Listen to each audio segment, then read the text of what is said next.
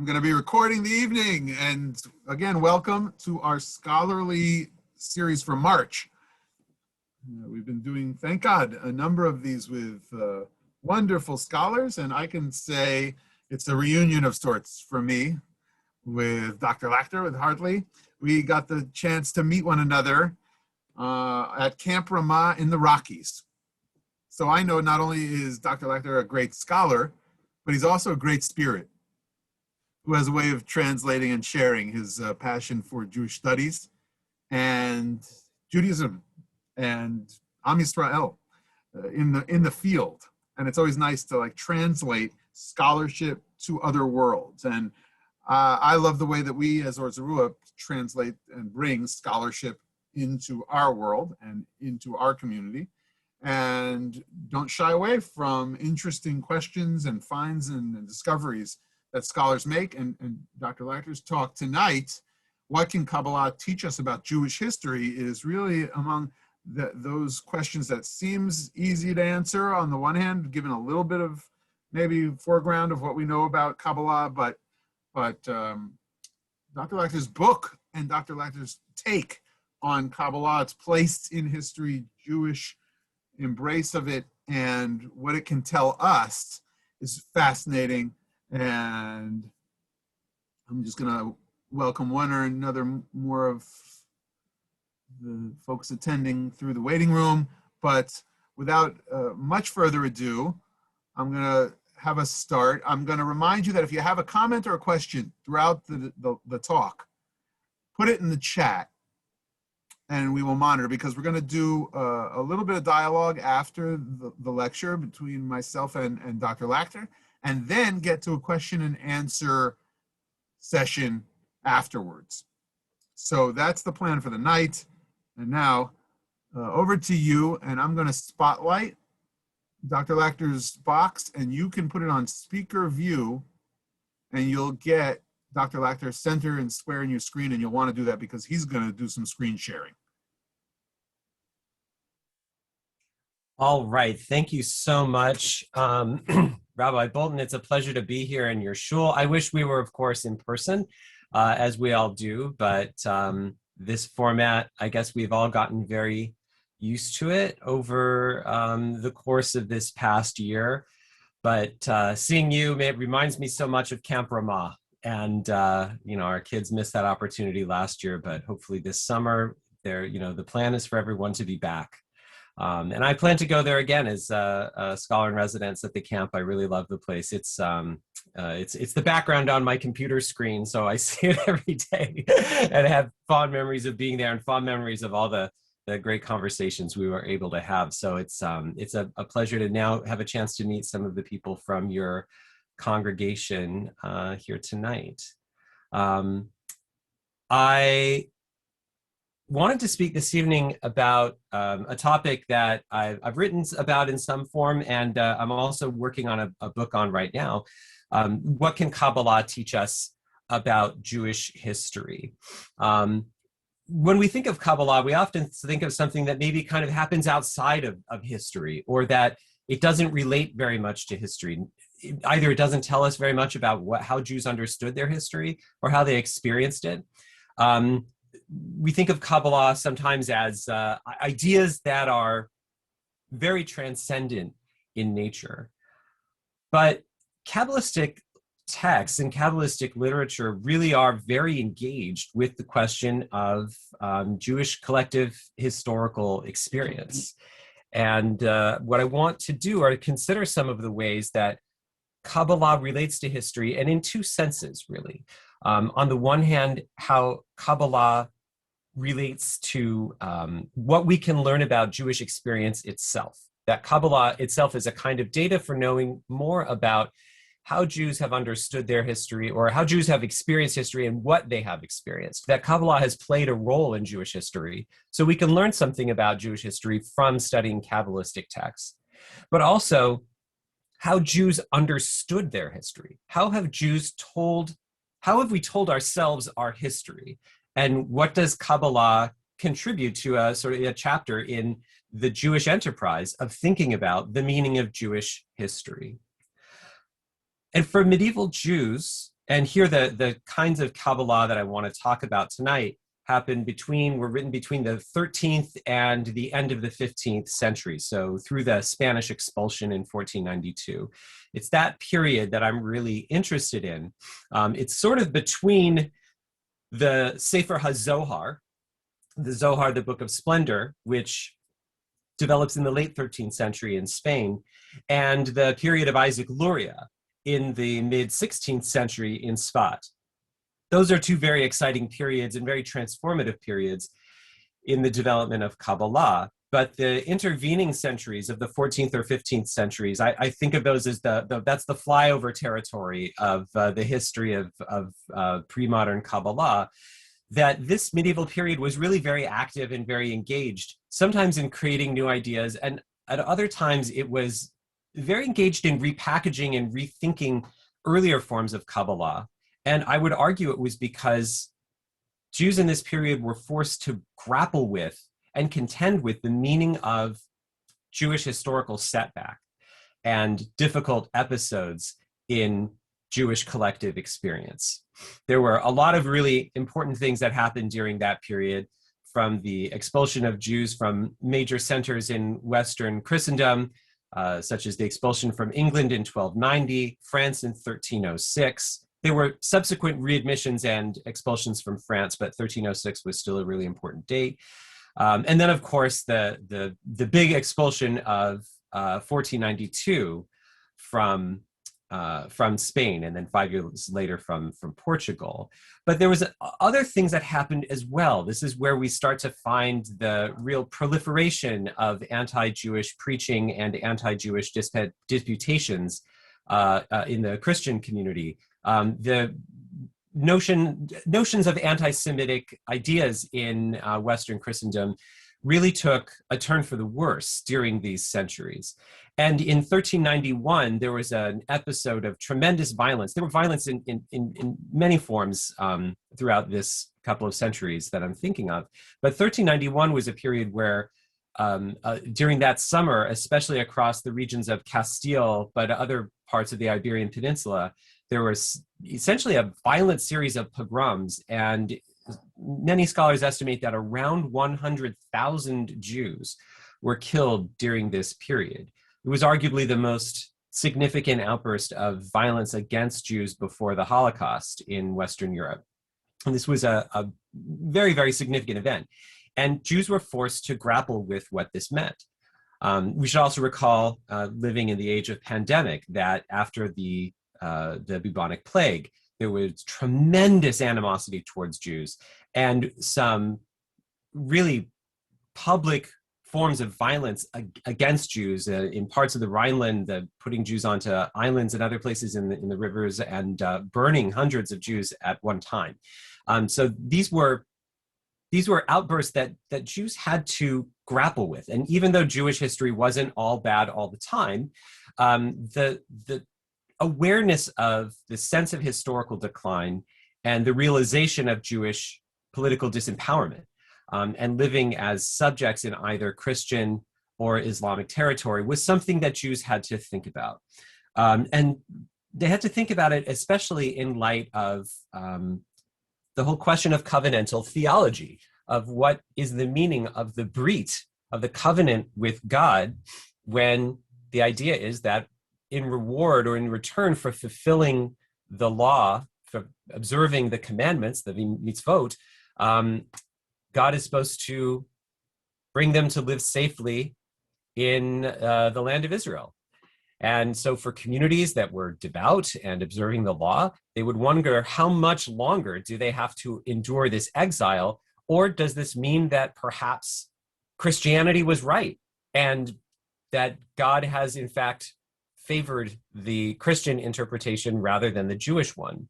Does history, in a sense, disprove Judaism? This is something that we know Jews thought about. We know from polemical literature that this was a question that Jewish polemicists took very seriously, because in Jewish writings, we see Jews took this question very seriously. And it was necessary to account for the religious implications of covenantal theology in light of what the implications of Jewish history are for that. Kabbalah is, I would say, in almost every respect, a forceful answer to this pressing theological problem that Jews had. It required a reassessment, not of what historical events are, those were sort of beyond question, but what historical events mean. And for Jews living in Western Christian countries, this was something that they really couldn't afford to ignore. The issue of diasporic disempowerment, the issue of the destruction of the temple, this is, of course, something that from rabbinic literature, the Talmud and Midrash deal with this all the time, right? They're always thinking about this question of what does exile mean, and what is the function of the mitzvot in the absence of the temple, in the absence of autonomy in the land of Israel. This was something that the Talmud deals with.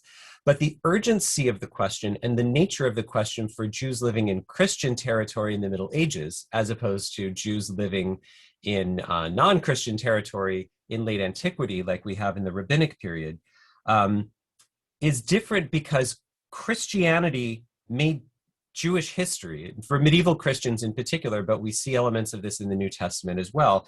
Jewish history is central to Christian forms of theology. The claim that the experience of Jews throughout history, or over the course of history, since the time of the death of Jesus, the claim that vindicates or validates Christianity is something that is an old claim from the days of the Church Fathers, and then especially in the Middle Ages. And the argument that Jewish historical disempowerment by medieval Christians was so present that Jews could not ignore this question. And we see them talking about this, that this is a misunderstanding on the part of Christians about the nature of the meaning of Jewish history. Kabbalists will make that assertion, but it also indicates the degree to which this was ever present in the Jewish experience of just their day-to-day lives, the images they saw on the cathedral walls and around them, the conversations that they were having, the question of whether or not Judaism is valid in light of the nature of Jewish history itself in the post-biblical period was something that medieval Jews really had to contend with. We should also recall that the sort of core claim of Christianity in relation to Judaism, and this is something that every Jewish school child would just be aware of this. This is something that every Jew would know in the Middle Ages, is the doctrine of supersession, or the Christian doctrine that Christianity has superseded and replaced Judaism. And this is primarily a historical question. This is a historical claim, because the claim that Judaism has been superseded by Christianity on the part of a religion like Christianity that embraces the veracity of the Old Testament, but then also regards themselves as having a New Testament that supersedes but does not negate the Old Testament. What that means is that for medieval Christians, Judaism had its time and its place. There was a period where the covenant of Abraham, Isaac, and Jacob as Jews understood it, and the requirement to fulfill mitzvot was the proper, appropriate, and only way for humans to have a relationship with God as Christians understood it. They would argue Jews were right during the period of the Hebrew Bible, of the Old Testament. In fact, they argued Jews were correct about that all the way up till the life of Jesus. But from the period of Jesus onward, they argue that Judaism has now been superseded and replaced, that the continuation of the covenant of Abraham, Isaac, and Jacob happens through faith in Christ, and that Judaism is now over. And the problem with Jews is that they are persisting in an outmoded, historically irrelevant, or at least historically passé approach to the relationship with God. And so Christians argued, and this was in particular argument in the Middle Ages, Jews are a kind of fossil. They are a kind of anachronism, that they are now stuck in an old period of history and have refused to acknowledge the new historical moment in which humanity finds itself. And by refusing to do so, they suffer as a result. They don't fail to recognize that there is this new way of relating to God, and Judaism is stuck in the old way. And so it is their unwillingness to move forward through history that has left them both stuck in time and deserving of divine punishment. These were very common arguments in the Middle Ages, and Jews had to think about them.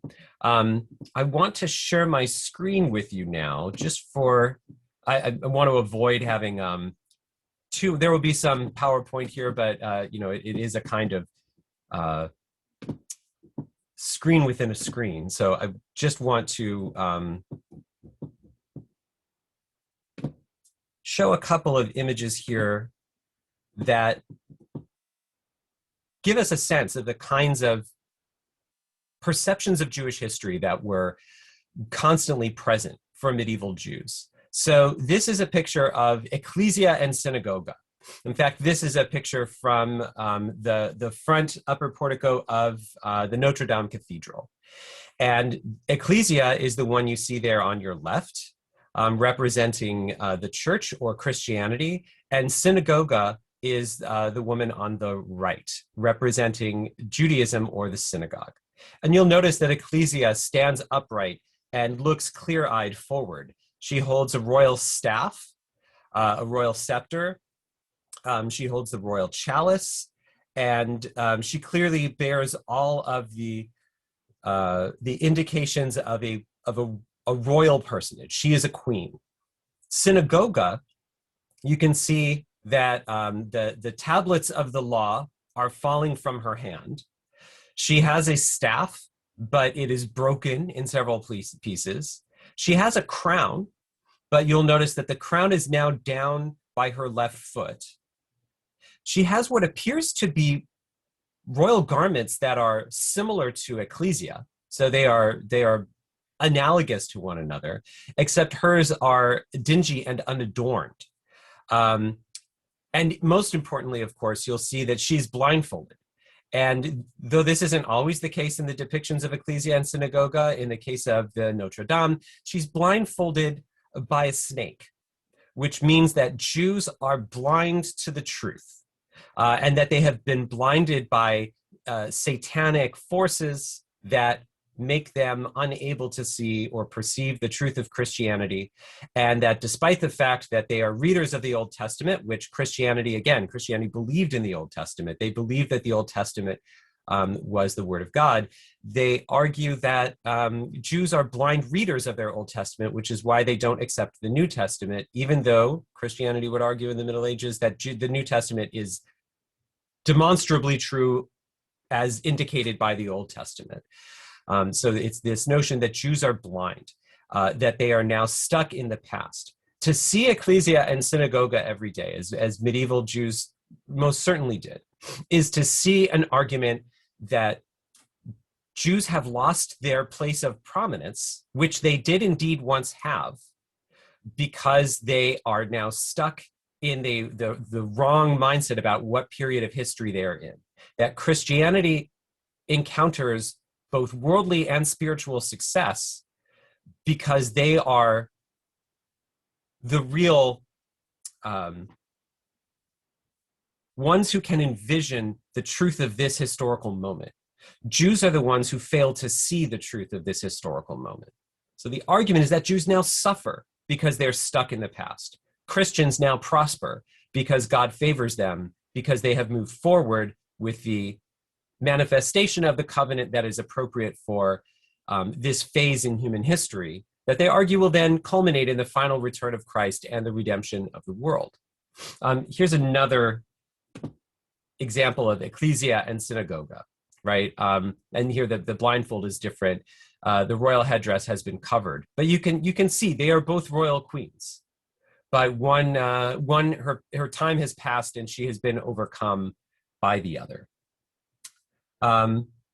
This idea was the sort of the historical meaning of the relationship of Judaism and Christianity was given new emphasis by Saint Augustine, who was a really important sort of early father of the church.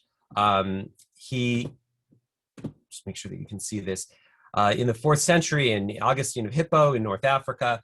And he gave a sort of new spin to the notion of the supersession and the relationship of Jews to Christianity by trying to come up with a theological meaning for the legal reality that Jews were allowed to live and practice Judaism within Christian territory after the adoption of Christianity by Constantine as the official religion of the Roman Empire. And the question was, well, why should Jews be permitted to function as a legal religion at all within a Christian empire? And what he argued is the notion of the Jews as witness. His argument is that Jews bear witness to the truth of the Old Testament, and that will be highly useful to Christians as they seek to convert the pagan populace of North Africa, of Europe, of the Middle East, and elsewhere. That this is their way of arguing that they didn't fabricate the narratives of the Old Testament, but rather that these were clearly true because Jews are real people. You see that they're there. They say that Augustine argues this was important. They're bearing witness to the truth of the Old Testament, and that will be helpful to Christians as they share their new chapter in this old story. But he also argued that by living as an oppressed, dispersed minority, so by living under difficult historical conditions, Jews bear witness to what happens to those who reject the message of Christianity. So through their historical misfortune, Augustine argues, Jews serve a useful purpose in Christian society by helping Christians attract converts, by enabling Christians to say, embracing the message of Christianity is very important, lest you end up like the Jewish people and suffer a historical fate like theirs. So the notion of the Jew as witness is that Jews are useful, but they're only useful in this way as an oppressed minority. He argued that Jews preserve books that are useful to Christians, the books, of course, being the books of the Hebrew Bible. And Augustine said that Jews do not fabricate or falsify the doctrine of the text of the Old Testament, and that the most reliable manuscripts of the Old Testament are in the possession of Jews and are preserved by Jews, and that they are reliable in this respect. But he argued that this makes Jews like, he called them librari, or librarians, meaning they're keepers of books, not readers of books, they are keepers of books. He said that they are like scriniaria, they're like desks, which means that just as a desk does not read and understand the book that is upon it, the purpose of the desk is to hold it up for other people to read. So too, Jews are there to hold up the books of the Hebrew Bible for Christians to read, even though Jews themselves are blind to the true meaning of the text. Or he said Judaism's relationship to Christianity is that they are like kapsarii. They are like servants for school children. And he referred to this convention in that period in Roman society of people who would hire servants for their school children. And the servant's only job, the servant was often illiterate. Their job was to carry the child's school books to the schoolhouse. And when they get there, they give them to the child to take inside to go to school. And the servant waits outside during class. And then the child comes out and hands the books back to the servant, and the servant carries them home. So this notion, this is a very evocative notion. He also referred to them as being like road signs, like mileposts on a roadway, where the milepost doesn't go anywhere. It stays still. And it's there as a signpost to guide the people who are actually moving along the path. So the Jew is like the enabler of Christianity, the servant of Christianity, or like the signpost that is unable to proceed forward, but is there to enable or to indicate the correct direction for the actual travelers. For Augustine, Christians were the travelers on the path of history. Jews had become stuck in history and were standing still. Jews suffer in history because of their inability to progress forward, and only Christianity, Augustine argues, provides one with the actual knowledge of what's happening in the flow of time and where time is headed, and how to understand the true relationship with God that people need in order to take their proper place in moving history to its proper final destination. There's a deep ambivalence in Augustine's approach to Judaism that really has an important impact in how medieval Christians thought about Jews. On the one hand, they're useful to their society, but on the other hand, they are considered deeply mistaken. Jewish history is very important and meaningful in Christianity, as Augustine sees it. But on the other hand, Jewish history has become stuck in time, and Jews have a very flawed understanding of their place in Jewish history. There are no other people for Augustine whose history is central to the Christian story of the sort of the flow of sacred time. Only Jews have that distinction. However, the Jews have the somewhat undesirable distinction of being there as a cautionary tale.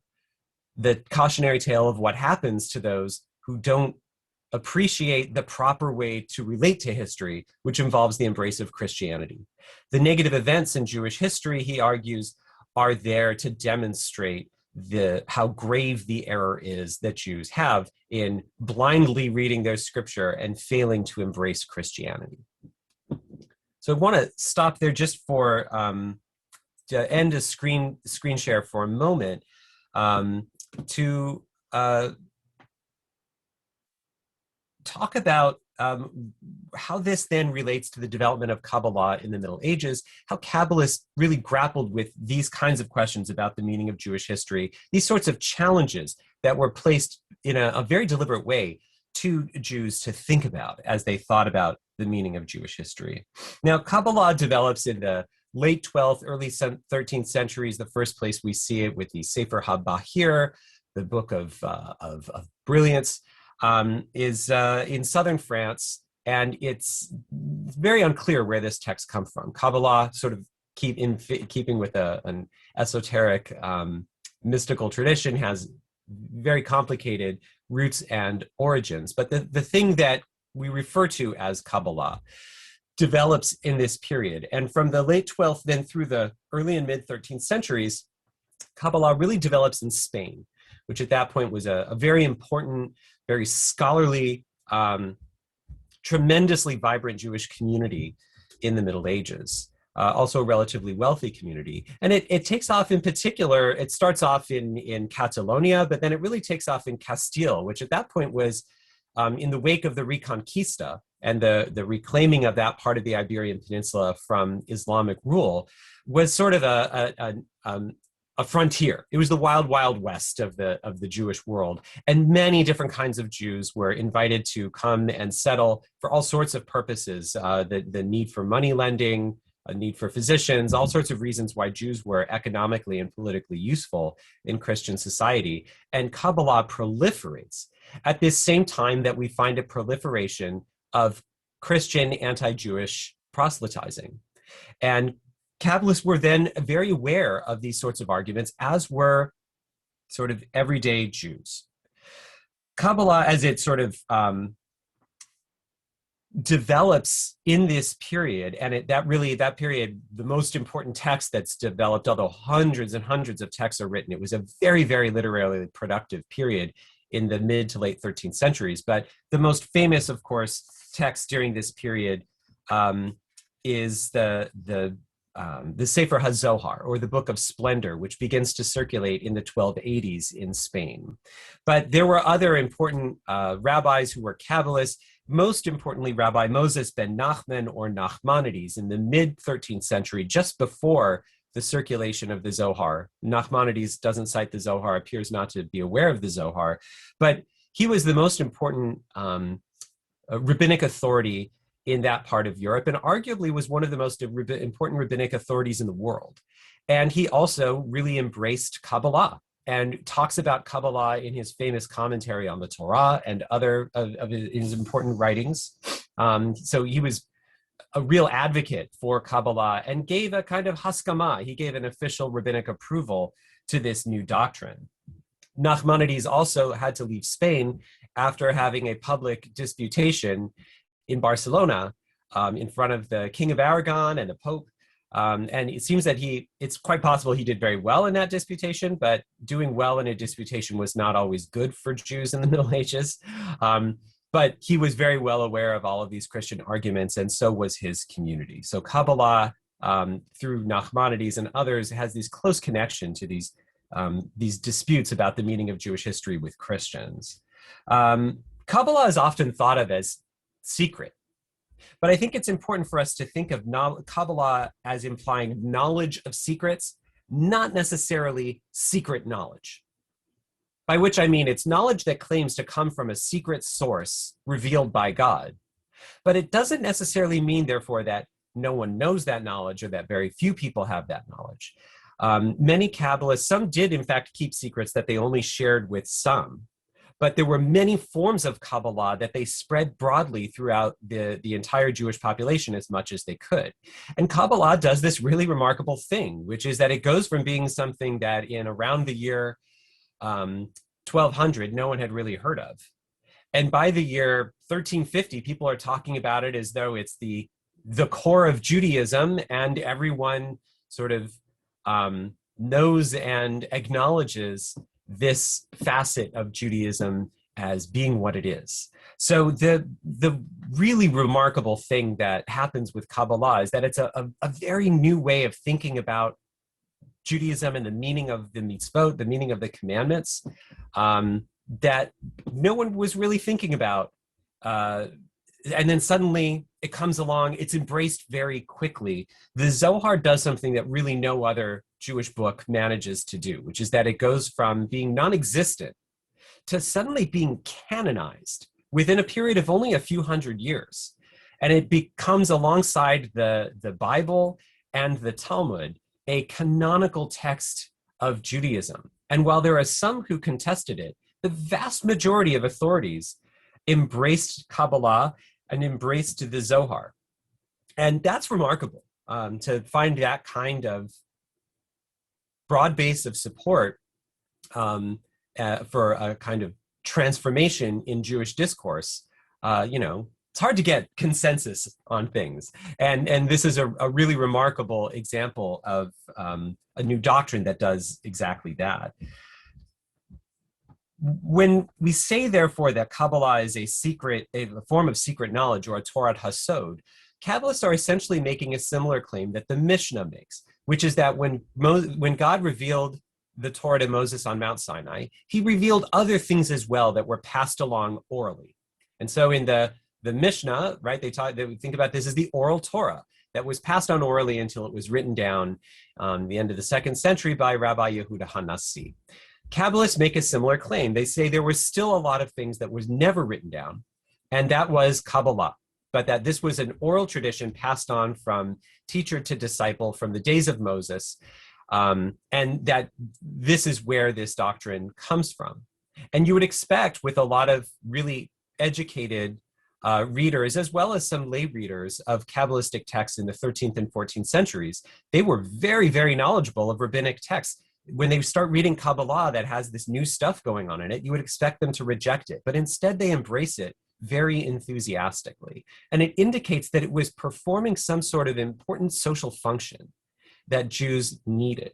And what I suggest is that part of that social function is a different way of thinking about Jewish history. So let me return to the screen share for a moment. And just look at one example from this is from an Oxford manuscript in the Oxford Bodleian Library, showing sort of the chart of the hallmark of Kabbalistic symbolism, the 10 sfirot, or the 10 luminous divine emanations. I think this is a relatively late manuscript from the 16th century, but we have lots of examples of this. And the 10 sfirot, they're the 10 luminosities. The word is not related to the Greek word for orb, sphere. It's even though they're depicted here as round entities, it really means that these are the luminosities, the enumerations, or the narrations of the divine self, based on the Hebrew verb root that it's taken from. The basic doctrine of Kabbalah is actually not that difficult to understand. They argue that that God is the endless, which they refer to as the Ein Sof, which is without end. That's indicated by the Aleph Samech in the abbreviation in the top circle in this up here in this particular illustration, and that the Ein Sof emanates 10 entities, 10 luminosities. Sfirot are one of the associations is sapphire, sapphire. So meaning something that's a luminous stone. So emanates these 10 luminosities, these 10 entities that all interact with one another and direct the flow of divine blessing or divine energy down into the world. This is how God actually, they say, creates the world. Is God the Ein Sof, the endless divine essence, emanates the 10 Sfirot, which are connected to and absolutely part of God's self. And then that emanates the world, so that you have a grand continuum of being that goes from the physical world to the Sfirot, which is kind of the meeting ground between the physical world and God, and then up to the Ein Sof. And that is the structure of the nature of the cosmos. And they argue that these Sfirot, they're in dynamic relation with one another. They're actually male and female in their relationship to one another. And that the Sfirot, when they are bound together, they channel that divine energy down into the world. And that when Jews perform commandments, this is what causes the Sfirot to bind together. This is what draws divine energy into the world. However, when Jews commit transgressions, they argue this causes disunity between the Sfirot, and it's what then causes an interruption in the flow of divine energy, leading to misfortune in the earthly realm. In fact, they argue that the exile of the Jewish people as a result of their transgressions in the days of the Second Temple caused a terrible rupture in the realm of the Sfirot, separating Tiferet, divine beauty, this central Sfirah here, from Malchut, or Shekhinah, the divine presence, the last of the Sfirot and the one most closely connected to the cusp between the divine and the earthly realms.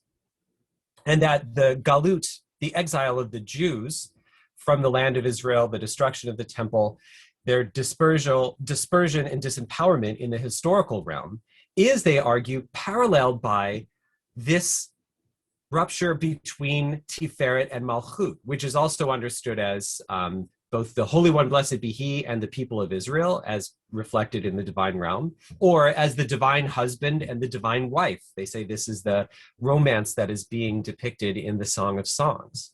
So there's this kind of split between the two primary divine male and female entities. The divine lovers are longing for each other. And this is reflective of what's happening in the divine realm as a result of and parallel to a reflection of what's happening in the earthly realm with the historical exile of the Jewish people. So the Jewish people's historical experience is understood by Kabbalists as reflective of a divine drama that's also happening. God is suffering with them in their exile. God experiences this exile. And in fact, part of the reason they say that he is separated, that Tiferet is separated from Malchut or Shekhinah, is because Shekhinah, the divine presence, is with the people of Israel in their exile and longing to return with them to God. So in a sense, there is a historical drama at work in just the very basic structure of Kabbalistic symbolism. The fate of the Jewish people in the world is also happening on a divine plane. So the question then is, what is Judaism for under the conditions of exile? And what Kabbalists argue is that Judaism is the thing that is holding the universe together, that by performing the mitzvot, Jews are secretly, because of course this is knowledge they claim that only Jews have and that non-Jews don't realize it, that Jews are secretly sustaining the fabric of being itself. They are sustaining the cosmos. And they added this sort of extra religious value of devekut, or cleaving to God. They argue that through the performance of mitzvot, Jews cause the the sfirot to bind to one another, and they also cause themselves to bind to God.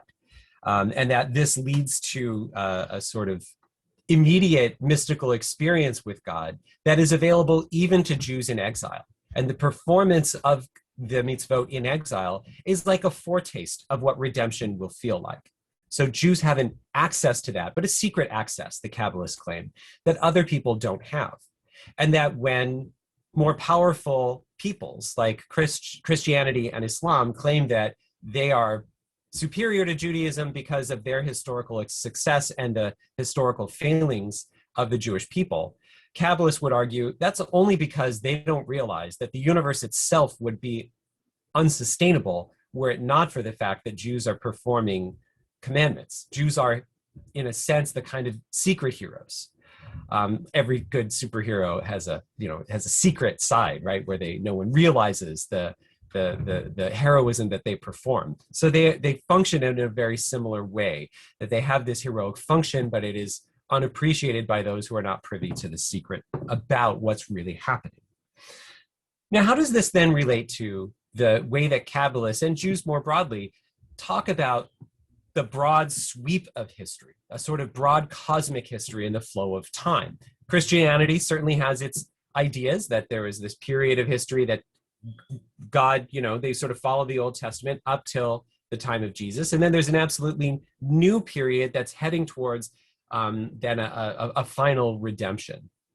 In terms of what is the broad sweep of history, the broad scope of history in Rabbinic Judaism, we don't have a lot to go on. We have a comment like this one in Sanhedrin, in the Talmud, Babylonian Talmud, Sanhedrin 97a, that says, "The world shall exist for 6,000 years and be desolate for 1,000 years. As it is written, and the Lord alone shall be exalted on that day." It's unclear what that means. Does that mean the world exists for 6,000, is desolate for 1,000, and then it ends? Does it recycle? It's not really very clear. But Kabbalists do a lot with this idea, and they combine it with other cycles of seven. There's the cycle of the 7 days of the week ending in the Sabbath. There's the cycle of the seven years of the sabbatical cycle, which then ends with the sabbatical year, and then the 7 cycles of sabbatical years that ends in the Jubilee. So just to remind us of the sabbatical and Jubilee laws in the Torah, the sabbatical year comes every 7th year, and on that work, no agricultural work is to be done, and debts are to be forgiven. The Jubilee is once every 7 sabbaticals. At the end of the 7th sabbatical, there is the Jubilee, the Yovel, and that adds the extra provision of property returning to its original owner, especially land. The idea is that the land would then return to original owners, and Israelite slaves are to be released. However, Kabbalists take this doctrine in a new direction. And they say that these sabbatical cycles are referred to in Hebrew as shmitot. A shmitah is that period of 7 years, and the Shemitah year is that 7th year. What they argue is that the world exists in essentially a series of cosmoses, a series of worlds, and there's 7 worlds that change every 7,000 years. So building on Tractate Sanhedrin, they say that for 6,000 years, the world functions as it does. The 7,000th year, there's something desolate. They argue that then the world is sort of annihilated and recreated anew every 7,000 years. Each period of 7,000 years is its own world, and each world is governed by one of the lower 7 sfirot. So if they imagine the top 3 sfirot are very, very transcendent, but the lower 7 each have their own characteristics, and each one of them governs one of these worlds that exists for 7,000 years. At the end of 49,000 years, everything returns up to the 3rd sphira from the top, 8th from the bottom, the sphira of Binah. And then some Kabbalists argue that that's it. They just don't talk about what happens after that. Others say that the cycle then repeats over and over and over again. So this then leads to an interesting question. Where are we in the flow of history? Where does Jewish life take place? And what the Kabbalists argue is that this world is actually the second of the seven worlds, and it is governed by the divine attribute, the sphira of din, or harsh judgment.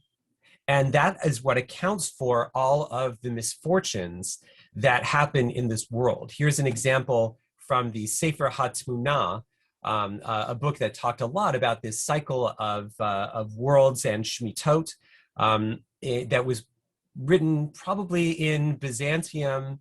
It looks like probably somewhere in modern day Greece in the mid 14th century.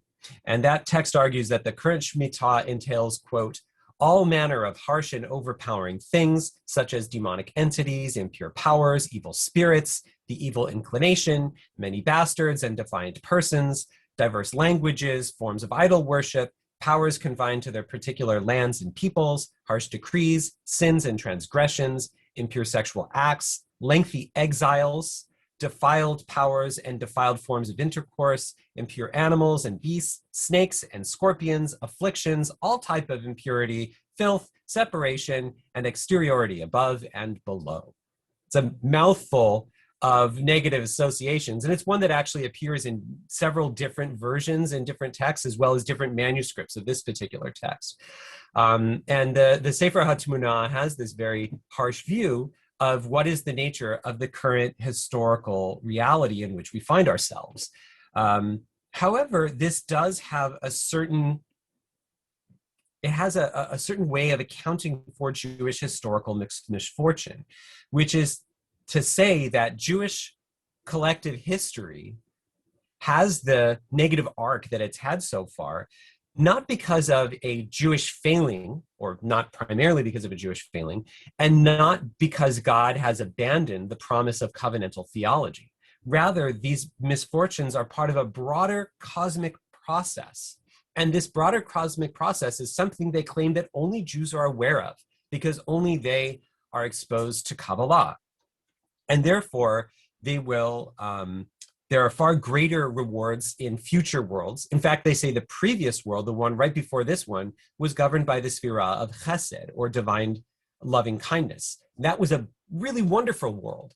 And in future worlds as well, there will be no death. Everything will be perfect. The only world in which there is Jewish historical misfortune is this world. This is a world of exile.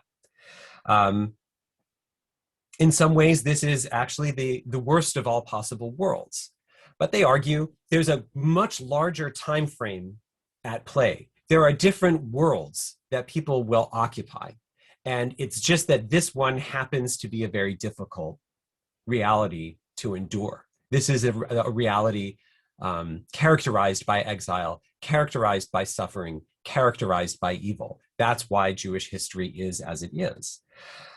However, then it might lead one to think, oh, well, why did I have the bad luck to be born at such a time? However, the Kabbalists have an answer to that as well, connected with this notion of the Shmitot, or of these different permutations of the world, governed by different sphirot with different characteristics. Connected to that is the doctrine of Gilgul, or reincarnation. This is the idea that souls recycle throughout the whole period of not only this world, but also from previous worlds. There's actually a limited number of souls. We can't remember our previous lives, but they argue your soul experienced those worlds and your soul will experience future worlds. Now, how many reincarnations during this Shemitah, during this particular world of Din? They argue, some say that it's 4 times your current life plus 3 more, depending where you are in your cycle of reincarnations, in your cycle of Gilgulim.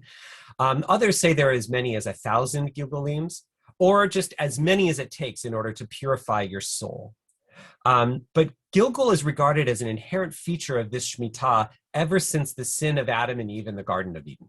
That when they ate from the tree of knowledge of good and evil, this caused this world to take on some of the characteristics that it has. And as a result, Gilgul is just a necessary feature of living in the Shemitah of Din.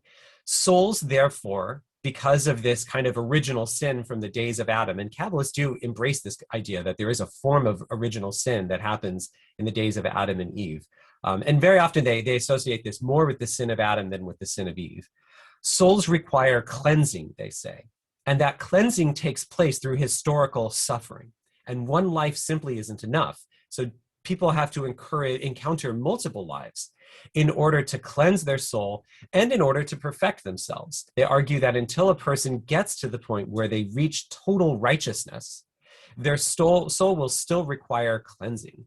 And therefore, it's necessary for them to have suffering over the span of history through multiple lifetimes, multiple incarnations. Some souls, however, do come from the previous Shemitah, the Shemitah of Chesed, in order to help sustain this world. So they say the soul of Seth, of Moses, Enoch, Noah, and Abraham, among others, came from the previous Shemitah in order to guide this one. They also talk about how God reincarnates people at particular times and places in order to nudge Jewish history in the right direction. In the text of the Sefer HaTmunah, it says that the text of the Sefer HaPliyah, which is a Kabbalistic text from the mid 14th century also in Byzantium, it said that King David was able to recognize that he had the reincarnation of Adam. And he was able to recognize that Bathsheba had the reincarnation of the soul of Eve. And therefore, it was necessary for him to take her away from Uriah, because Uriah was the reincarnation of the soul of the snake in the Garden of Eden. And David, because he could recognize this, was able to move history in the right direction. God plants souls in the right place at the right time. There are some who say that the prophet Ovadiah, who by tradition was a proselyte, a convert to Judaism, that when he was prophesying about the fall of the kingdom of Edom, it was because he was himself an Edomite, and God therefore put his soul to be at the right place at the right time so that he, as an Edomite, could be speaking to this important historical moment.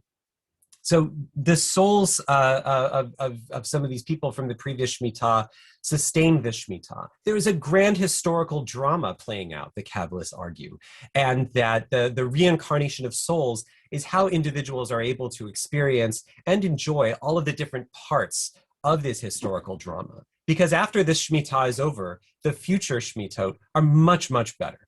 And they offer this message to encourage one to imagine themselves as encountering a difficult historical period, but rather than thinking of Jewish history as having been largely one of disempowerment and largely one of decline from the great days of the Israelite kings to the current condition of Jews in the 13th and 14th centuries in Europe. Instead, it says, this part of this Shemitah is just a blip on the grand sweep of history. And most people don't understand how that history works. But Kabbalah, they argue, gives one insight into the recycling of worlds and the recycling of souls that's going to happen on this very, very large time frame. I'm going to end the screen share for a moment and just sort of ask, where does this leave us in terms of understanding how Kabbalists viewed Jewish history and how Jews coped with their historical reality? I think we can say a few things. One is that Kabbalists wanted to urge Jews to regard historical setback as part of a long divine plan, that historical suffering itself is necessary for the purification of the soul, for the ways that one can move through their different incarnations in order to address and rectify the problems of this Shemitah, in order to push history in its proper direction and towards its proper conclusion. In fact, they say the more that Jews suffer, the more quickly they will be able to bring the Messiah, so that the rest of this Shemitah, even though it's the Shemitah of Din, will be much better than it's been up till now. And in fact, they often argue an increase in the sufferings of the people of Israel is a sign that God will soon bring the Messiah, because he's looking to just cleanse the last what they would refer to as the dross, like in the refinement process for metals, to refine the dross from the Jewish souls that remain in the world in order that then the Messiah can arrive. They also argue that when souls need this kind of refinement process, they do it through Gilgulim. Sometimes they'll be reincarnated as another Jew. Sometimes they'll be reincarnated as a non-Jew. They also argue that Jews can be reincarnated as animals, and that this is part of the process of refinement, and that the ritual of sacrifice in the temple was actually there as a way of redeeming the souls of righteous people who were on their final incarnation, but as an animal, in order to undergo the process of sacrifice and to purify their soul. And there were some Kabbalists who argued that all kinds of ways that the soul can recycle as well as the body, and that there's a kind of transfer of energy from soul to matter, and that everything in the world is really connected. It's a sort of remarkable ecological view of the cycling of the Jewish self, but that the Jewish psyche will go through these different permutations in order ultimately to prepare the world through the process of rectification or tikkun, to bring about messianic redemption. So suffering is useful in history, but as Kabbalists would see it, it's not because it's useful as a cautionary tale for Christians. Their argument is sort of the inverse of that. It's useful as a way for Jews to move history forward. Christians are moving it backwards, they argue, by being affiliated with the forces of Tumah, or impurity. Jews are the ones moving it forward. The rest of the world is actually stuck in time, Kabbalists would argue. They are the ones who are not moving on the path of history. And Jews are the only ones who know the secret doctrine that demonstrates that Jewish historical suffering is part of the forward progress of time and the way to accomplish God's original plan for creation, which was thrown off course through events like the eating from the tree of knowledge of good and evil in the Garden of Eden, the construction of the golden calf at Mount Sinai. These are the things that led to historical setback. Jewish suffering now is what's putting history back on track. They also wanted Jews to feel empowered, to know that the Jewish performance of mitzvot is part of what's holding the cosmos together, and also part of what is moving history forward, part of what enables the reintegration of the Sfirot with each other, part of what enables the reconstruction of a historical direction that has gone in all sorts of unfortunate directions. And again, those periods of suffering are all part of this much broader plan. And it's a broader divine schema in which most of the sort of existence of the world, or of the worlds that go in succession to one another, will be nothing like the current reality. And we just have to get through this, in the grand scheme of things, very brief blip, they would argue. They also wanted every Jewish individual to feel connected to both the past, the present, and the future.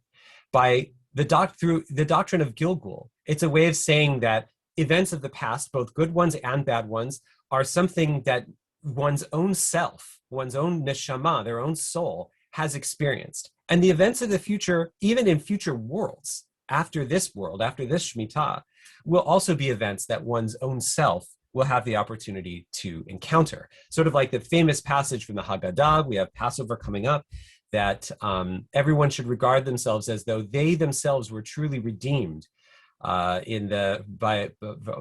God from the land of Egypt, from slavery in the land of Egypt. The Kabbalists who talk about the doctrine of Gilgul say, yes, exactly, you were there, your soul was there.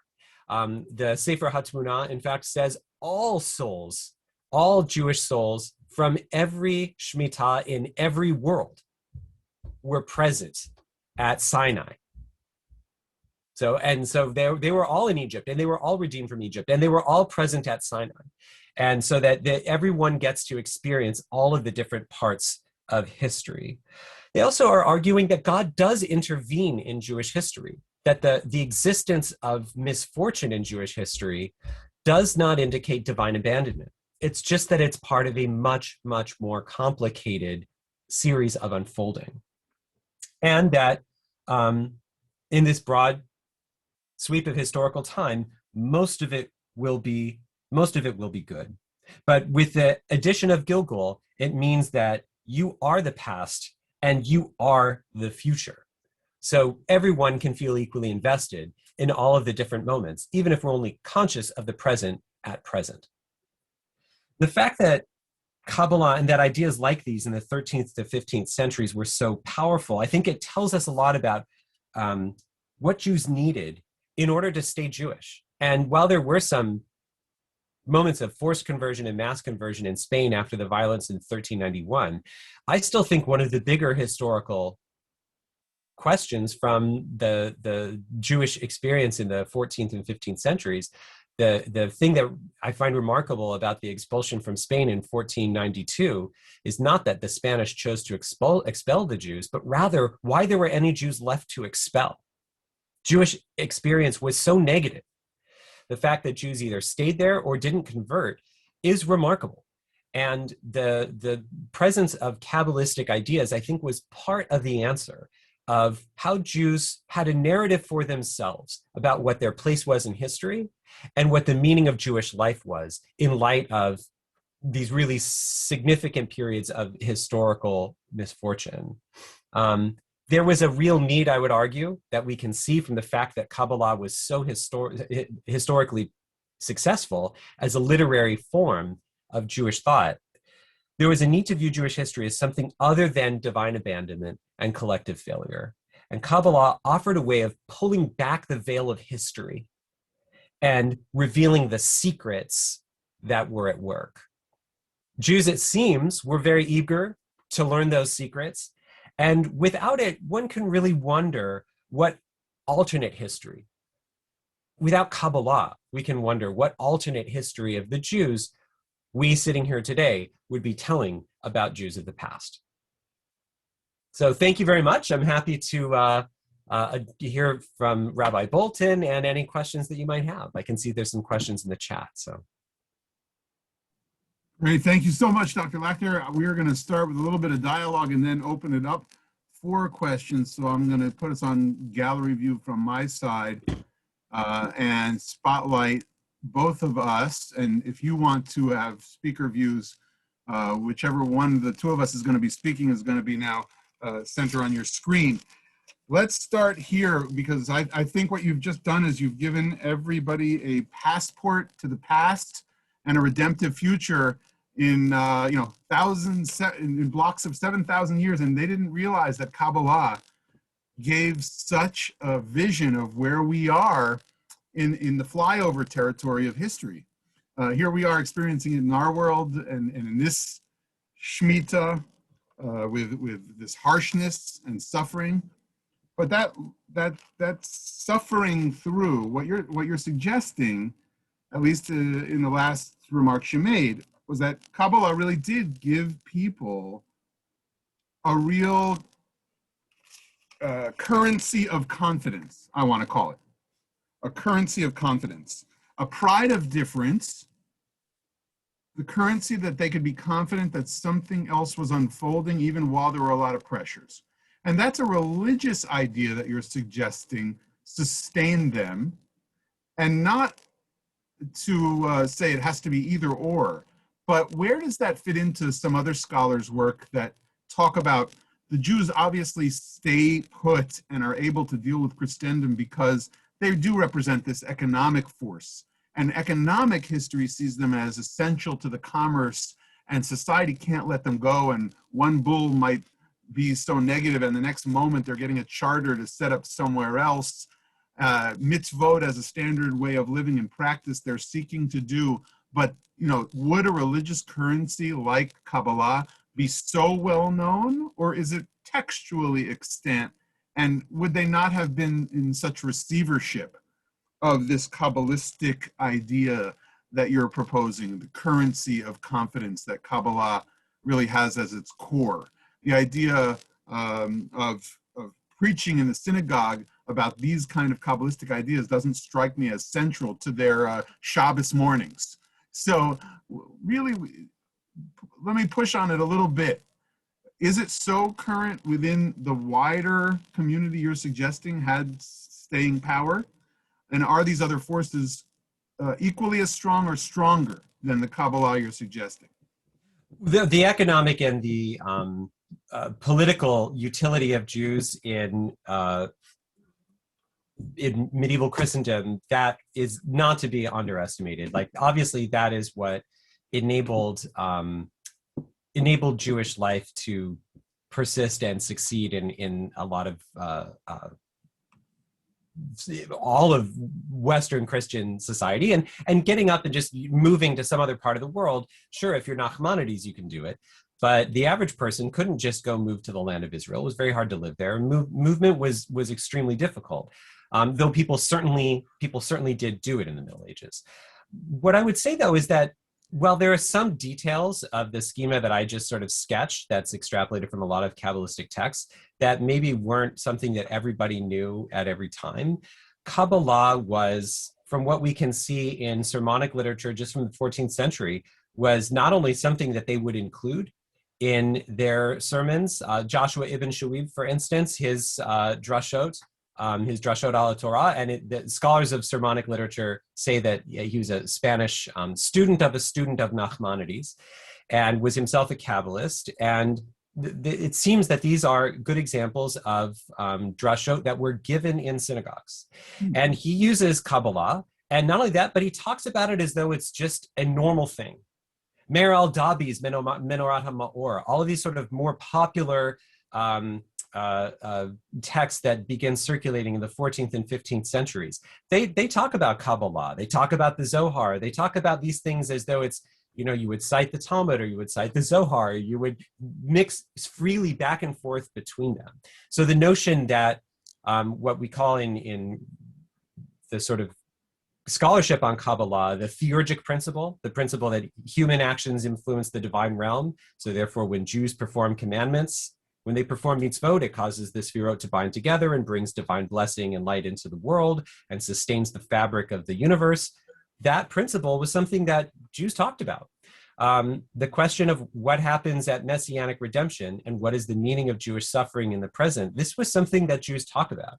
And Kabbalah definitely became part of the mix.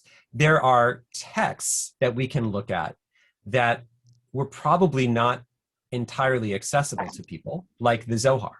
Right, the Zohar, I think, unfortunately, is actually it's an amazing book, right, and it has become very, very famous. But reading the Zohar is not so easy. First of all, it's not written in Hebrew; it's written in Aramaic, and it's it's definitely this is the sort of text that a very educated medieval Jew would find very engaging. The average person, not so much. But if you were a literate medieval Jew, and there was a high rate of literacy among medieval Jews, men and women, there were lots of texts, Kabbalistic texts. A lot of them are still in manuscript form, but lots of them that were short, that were written in Hebrew, and that were very readable and comprehensible. And texts are only one of the ways, reading is only one of the ways that ideas circulate, but clearly lots of people were reading these texts. Yeah. However, hard texts also have an impact on a culture, right? Like, think about how much of an impact the Talmud has on the way many Jews understand Judaism, even if they themselves are unable to study the Talmud, right? Just reading through the first page of Tractate Brachot, it is not an easy thing to do, especially since that is a laconic text. It skips lots of words. Where would we be without the Steinsaltz translation? Yeah, I mean, I think also, if I can, about the textuality and not the texts themselves, right? This is the period, that flyover period between the Zohar and the Lurianic texts and all their myths. So we're going to discount any of the Lurianic myths at this point. But some of the first Sifrei Ta'amei HaMitzvot are being created in this flyover period, right? The sense that when you say that Jews practice mitzvot and were part of this drama, I'll just give a little bit of what I've read in those. Maybe you could emphasize that a little bit more, because as I understand it, something like baking and challah, taking challah and baking it, would have this influence on these sefirot and the drama, the cosmic drama. Something like putting your tefillin on, something like observing the family purity laws, something like even activating a value of greeting each other first in Pirkei Avot. That some of these Kabbalistic books gave people a way to talk about what everyday Jewish practice looked like and felt like, which takes it out of the realm of total like meditative, mystical, devekut, cling to godness, puts it into the real world of Jewish practice, and then attaches it to this bigger drama within a group of practitioners, right? So Yes. is that what you're kind of seeing in some of those texts as well? Are those texts about mitzvot really relating to the Shmitot that you brought up and that you found? Yeah. So we find in the 13th century, Ta'amei HaMitzvot is one of the major genres of Kabbalistic literature. We do have some that are about mystical techniques and meditation, like Abraham Abulafia. He's not typical. Moshe Idel would agree. He's not typical of the mainstream medieval Kabbalah. But for the Ta'amei HaMitzvot, that was very, very common. And the other would be commentaries on the Torah or commentaries on other texts like the Haggadah. They were really interested in that as well. By the time you get to the 14th century, then you start to see more of this relation to the doctrine of the Shmitot. And so the Zohar does not embrace the doctrine of the Shmitot. They actually reject, the Zohar Kabbalists seem to reject it. Moshe de Leon rejects it. But it's hinted at in the school in Nachmanides himself and in his school. And in the 14th and 15th centuries, it really takes off. And I think it's because they had to think more clearly about the flow of historical time. The Zohar is interested about like the Jews' exile in a more general sense, but was a little bit less specific about the flow of historical time and cosmic history than the doctrine of the Shmitot is. But there as well, they talk about the relationship of the performance of mitzvot to impact on the Sfirot, but also they tie it back all the time to how it relates to the needs of the current Shemitah and just the constraints of the current Shemitah. Really cool. Let's open it up to everyone now. I'm going to put us on gallery view. I'm going to take the spotlights off and allow for some comments and questions, dialogue here. So if you want to ask Dr. Lachter anything, please, let's just figure out how to do this Zoom Zoom interaction as we become accustomed.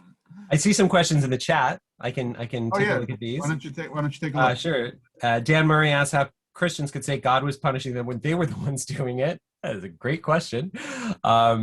Yes, it seems Christians saw themselves as God's emissary in that respect. So the irony on that was not one that they were particularly sensitive to in the Middle Ages. Alan Harris asked, where does this suffering experience the 1.5 million Jewish children during the Shoah fit into the Gilgul? Did their souls need to be cleansed? It's interesting. They do, Kabbalists who talk about Gilgul do talk about infant and child death. And their argument is that the reason for it is that those souls needed to be cleansed from a previous lifetime, but that they were probably a very righteous person in their previous lifetime, and therefore they live a short life and therefore have a more truncated period of suffering in this world because they didn't need as much cleansing.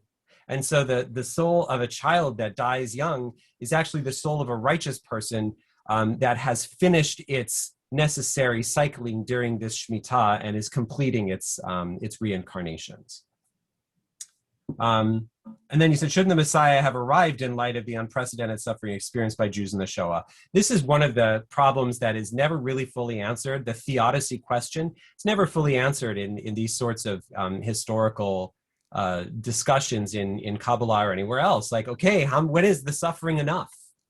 And what's interesting, in almost every generation, people seem to regard their generation as having suffered more than any previous generation, and that this must be the period where something is going to change, where the new phase of the end of this Shemitah is going to begin, and where Messianic redemption will arrive.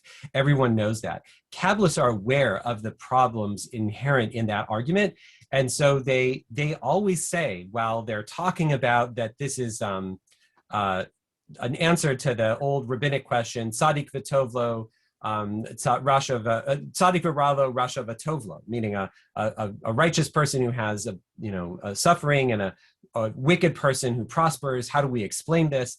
what they say is, well, this helps answer that question, that this is still a very, very guarded divine mystery, and not all of it was fully revealed or answered in Kabbalah. So while this helps give perspective on the question, they argue that it is still a profound mystery and there is no real answer to Jewish suffering. And they're willing to just accept the inscrutability of that question. Why don't we see if anyone have a comment or a question among the folks here in the windows? Yeah, Richard. Sure. Yeah, just that it just seems that this is, how does this translate to the folks who aren't well schooled in this, the common folks in the Jewish community? These sound like very esoteric types of discussions among the highly educated, philosophically inclined. And at this point, was this effective, or this was really a discussion among the intellects in the Jewish community? Well, I think that is a hard question, as we were sort of discussing before. There's all kinds of different ways that these ideas filter down into a more popular dissemination. But, and there were some in the 14th and 15th centuries who didn't really embrace Kabbalah, but there really were very many who did. And to suggest that there is a broad time frame at work in Jewish history, and that Jews are heroically pushing history to its proper conclusion through the practice of the commandments, and to say that there's a secret tradition that says that when you perform your commandments well, you bring divine blessing into the world and you push the world towards its proper conclusion. Right? That's not really a very obscure idea. That is a claim being made about the nature of Jewish history, but one that's not typical in the Talmud. They don't really talk about the sort of the direct impact in that theurgic sense of the performance of mitzvot on the divine realm. But if they say, well, there's a secret that says that really this all is moving history forward, and that when you observe Shabbat, you really are pushing history in the right direction. God sees your suffering and understands, and it's part of a broader historical plan.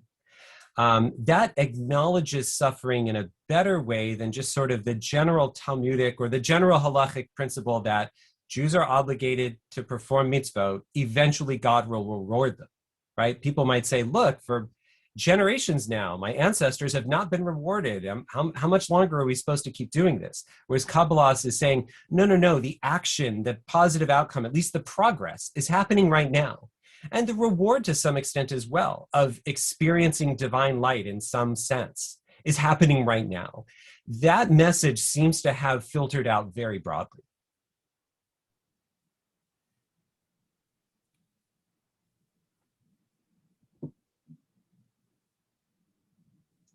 Do you want to take more questions? Should I look back through the chat?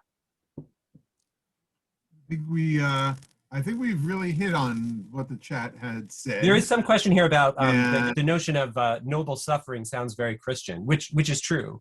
I think that what's different from the sort of the notion of ennobling suffering in the Christian sense is that the way that Kabbalists are understanding it is what I think the way they were trying to grapple with the question of suffering is to say that it is not a sign of divine abandonment. Because that was the question that really mattered to them.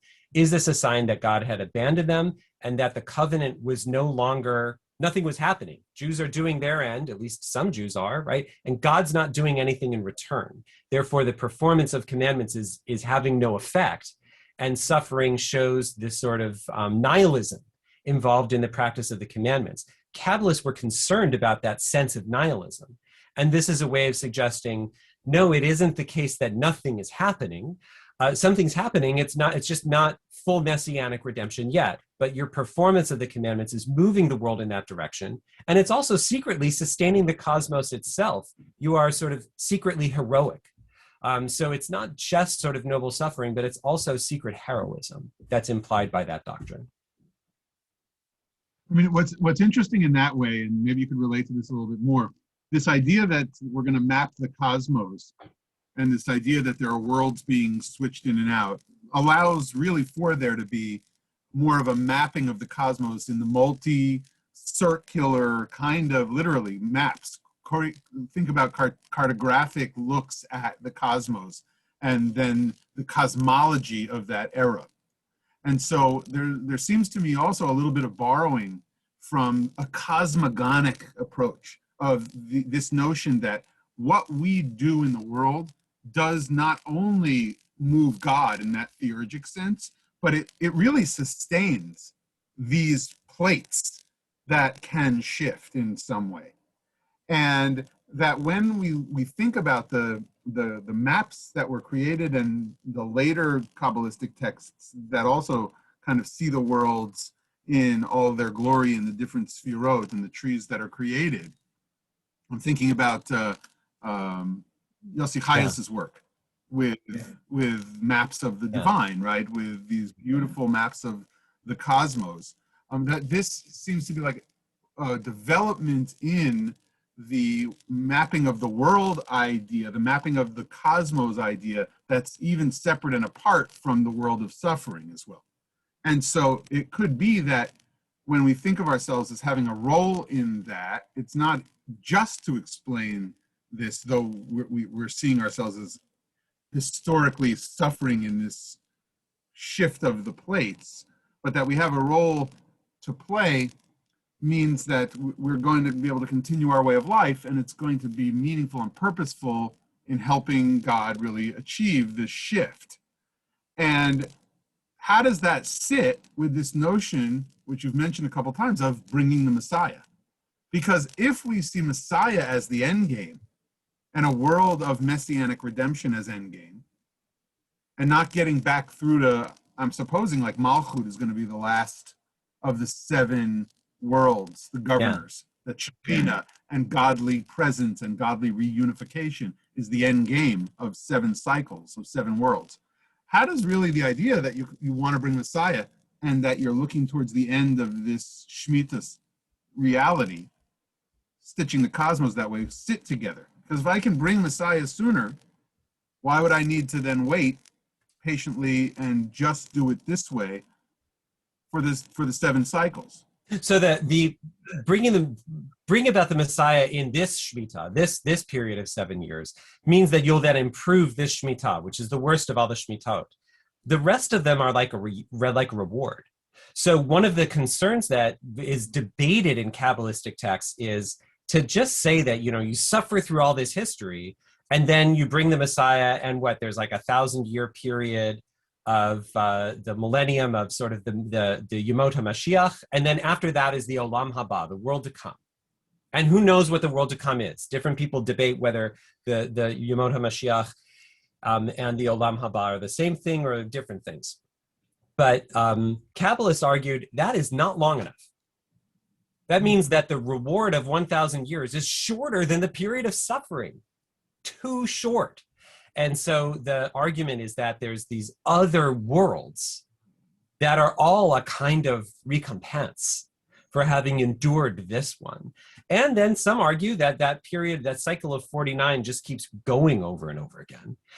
The Sefer HaTmunah talks about how towards the end of each Shemitah, so towards the end of the Shemitah of Din, when things get better during the days of the Messiah, they argue that time slows down. And that actually in current years, the time that it will take to get through this Shemitah, when you include the highly elongated period of the reward of the days of the Messiah, and again, the days of the Messiah, this Shemitah, are still not quite as good as what the next Shemitah is going to look like. Because the next Shemitah is Tiferet, and that's going to be a really great Shemitah. But they said just when you add the days of the Messiah and this slowing down of the cycle of time, it's going to be more than 27 billion years. So they had this idea of a really elongated time frame. That was Isaac of Acre who made that comment in the early 14th century. So that they wanted there to be more reward. So this is a kind of, it's a double mapping that's happening. Jonathan Zeev Smith, one of my favorite scholars of religion, says that religious discourses, they're a kind of map. They show you where you are, but that they're also a kind of clock because they show you when you are. And that's how we orient ourselves. We need to look on a map to see where we are in the sort of topography around us. And we need our watch to know what time we are, else you don't know how to meet anyone. I love maps because I'm a terrible navigator. I get lost very, very easily. Still don't know my way around Camp Ramah. Yeah, but exactly. I was going to say, the next time we're there, we're going to make sure we have our GPS signal. Oh gosh, yes. So but the way that a map works is it just sketches out a schema of like sort of where things are, and you place yourself within it. And Kabbalah very much does that. It says like, here's how the world is situated, and here's the role of Jews within it, that we have this divine soul, that by performing mitzvot, we have this impact on the divine realm. And then there's this kind of calendar that is created. Here's the flow of time. Here's where you are within the flow of time. And it's sort of like when you look on a calendar, it can explain to you why it's so cold outside. So, although today was a beautiful day, right? It's sort of it's great for the calendar. If you look at your watch, it can explain to you why it's dark outside. And so, and if you look at your map, it can explain to you why are there so many trees outside, or why is there so much water outside, right? It shows you where you are and when you are. And so the Kabbalistic view of the world shows people where they are and when they are, to help them account for, or at least to make sense of, the reality that they were experiencing. Well, as the famous saying goes from one of those popular films, I forget which one it is, wherever you go, there you are. Yeah. And who knows when we're getting there is part of the point, even though the when has been defined a little bit more spiritually, Kabbalistically, in your revealing the secret knowledge of the Jewish people here tonight, Dr. Lachter. Your students are lucky, I am sure, to have your addition, to experience your teaching at Lehigh University, as they are at Camp Ramah. We wish you success in your scholarly endeavors for your next book. Thank you very much. This entire cosmic landscape of our whens and wheres and why for, and it brings us into dialogue with texts that probably more than we know, more ancestors than we know, really did have a part in as receiving this kind of now, kind of new look at Jewish life in their time. As we think about our times and the different takes and looks we've had through the ages and what we've assimilated or associated into our Jewish understandings of why we do what we do and when we do what we do and what we're looking forward towards. It's hard, I think, in modernity for Jews, for us as a people, to look towards a redemptive future, because I wonder how much currency the idea of redemption has and what worlds to come may hold. But we are dialoguing about that more and more. If I were to think as a Jew rather than as a scholar, what is our version of doing this thing that really worked for medieval Jews, right? Clearly this worked for medieval Jews. What's the equivalent of what works for us today? And I think it's really hard to say. I leave you to be able to figure out how to answer that question. But I mean, obviously it took some there are bold moves at work in the kinds of things that Kabbalists produced in the Middle Ages, and it met with a really receptive audience. And that way of thinking about the longue durée of history was one that they could really do. I found that especially since pandemic, it's almost like we sort of lose our sense of the future. And now with the vaccine, we're getting it back a little bit. But I was emailing with my advisor at the beginning of the pandemic, and he said, well, it's just so hard to lose a sense of future. He's like, well, at least immediate future, right? Like, what's going to happen this summer? What are we going to be doing? Last year, we just didn't know. So you're just sort of stuck in this way of like not having something to anticipate. But what do we as Jews, do we function with a particular sense of anticipation of something? And I don't know that we do. I'm not sure that modernity equips us for that. Yeah. We have healthy skepticism in all sorts of good ways, but do we have healthy optimism?